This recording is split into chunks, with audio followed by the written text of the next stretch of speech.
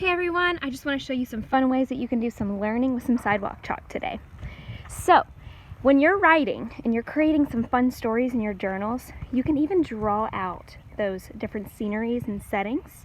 So maybe you're creating a story of a time that you're in the park and you get to solve a problem in a park or see some beautiful flowers. Or maybe you go to the beach and you're imagining that you're sitting on the beach and enjoying and making this beautiful sandcastle and searching for seashells. So that's just a fun way you can just draw out your whole story if you want to, or just a little piece of it.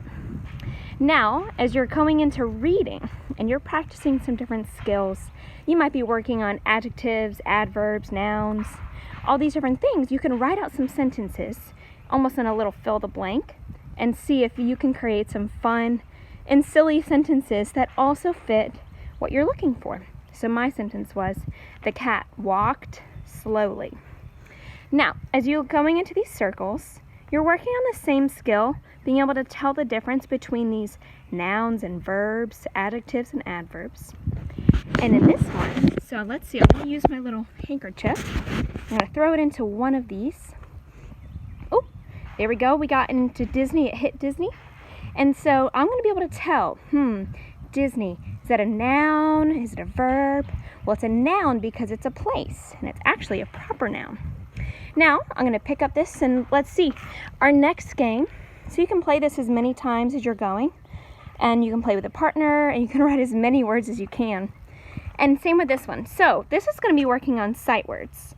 So similar thing, you can take your little bean bag or whatever you have and toss it into one of them. Ooh, there we go. Landed on my. So you and your partner can be tossing and guessing your words and practicing your different sight words.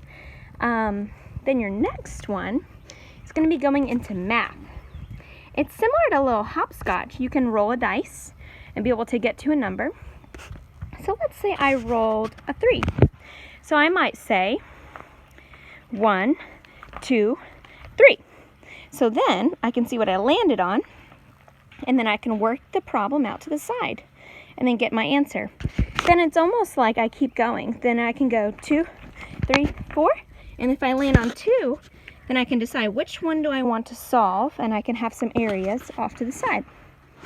Now our next skill is going to be working on skip counting.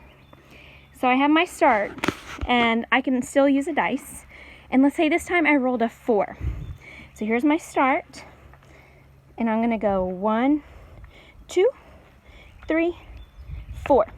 Now in this one, you can be skip counting by hundreds, forwards and backwards, by tens, by fives. So let's say this time, and I can put out some different little cards, and let's say this time I did 405 plus 100. So then I would have to get it right, and it would be 505. And it's kind of like a game board, where it's each time, let's say next time I rolled a 1, then I go to my next piece. Let's say I rolled a 3 next time, and I got to 917, and I had to take away 10. What would my answer be? It'd be 907. So you go until you reach the end. And then your last skill is going to be working on time.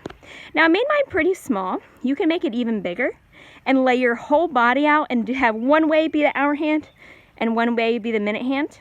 I just use 2 different things where you can move it around. And one partner can put the time and the other person can guess the time. Then you can switch spots and one person could move it, and then you can change the time and quiz each other on how to tell time to the 5 minutes.